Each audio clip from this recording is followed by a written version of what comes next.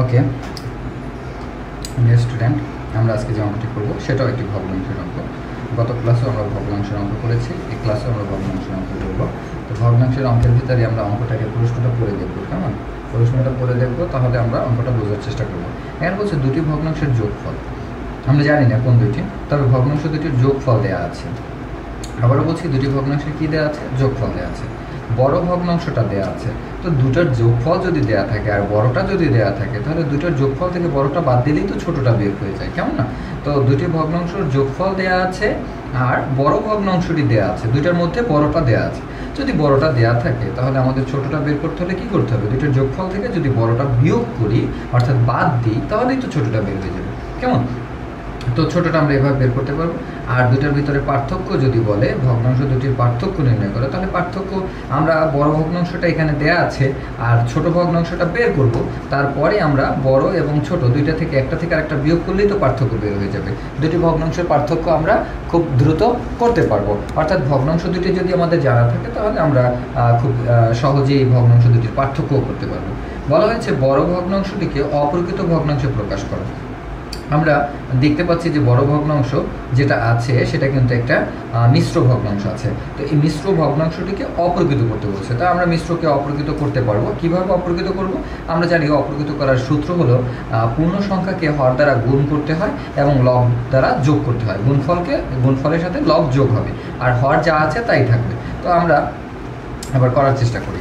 তো প্রথমেই আমি যেটা বলবো সেটা হলো ক নম্বরে আমাদের যেটা লিখতে হবে, আর সেটা হলো কি লিখতে হবে, যে বট দেওয়া আছে উদ্দীপক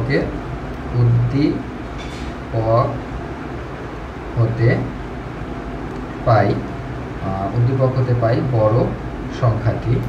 বড় সংখ্যাটি না, এখানে ভগ্নাংশটি হবে। বড় ভগ্নাংশটি বড়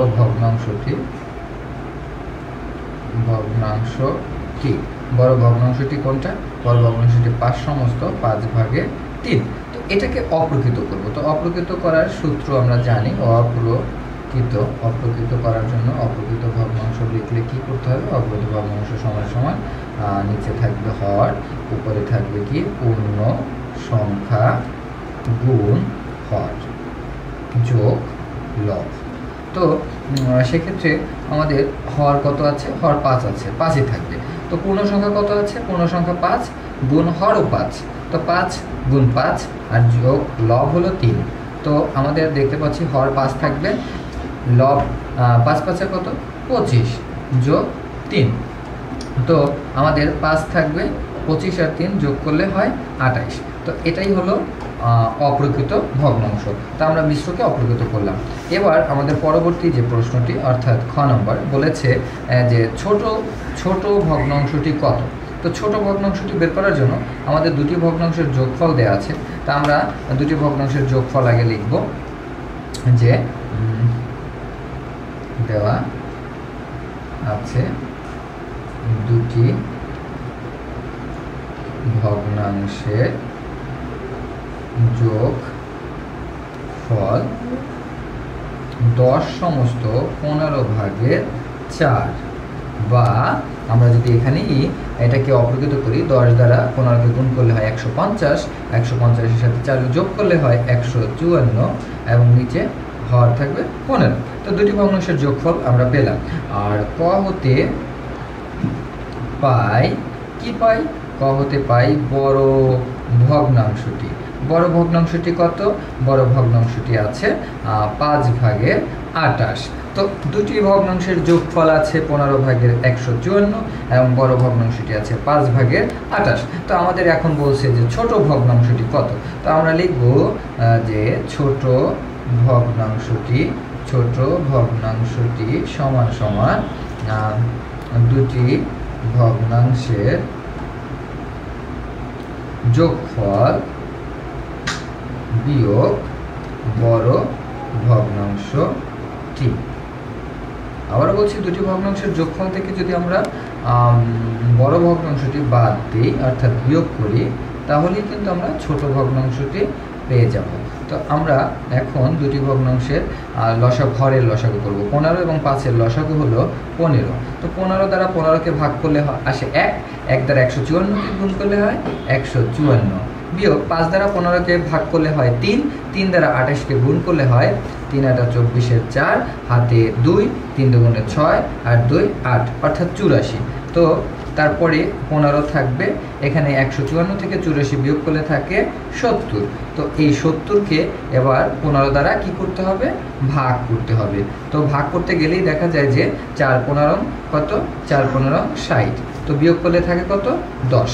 তো আমরা এবার লিখতে পারি যে 4 সমস্ত 15 ভাগের 10। তো 10কে কাটলে 2 দ্বারা, 5 দ্বারা কাটলে 2, 15কে 5 দ্বারা কাটলে 3। তো দাঁড়ায় কত ভগ্নাংশটি, 4 সমস্ত 3 ভাগের 2। এটাই হলো ছোট ভগ্নাংশ, 4 সমস্ত 3 ভাগের 2। তো এরপরে আমাদেরকে বলেছে গ নম্বরে কি বলেছে, আমরা একটু প্রশ্নটা দেখি। দুটি ভগ্নাংশ দুটির পার্থক্য কত? তো ভগ্নাংশ দুটির আমরা পার্থক্য খোঁজার জন্য ক হতে পাই বড় ভগ্নাংশটি কত ছিল, বড় ভগ্নাংশটি ছিল 5 ভাগের 28, এবং আমরা খ হতে পাই ছোট ভগ্নাংশটি পাই।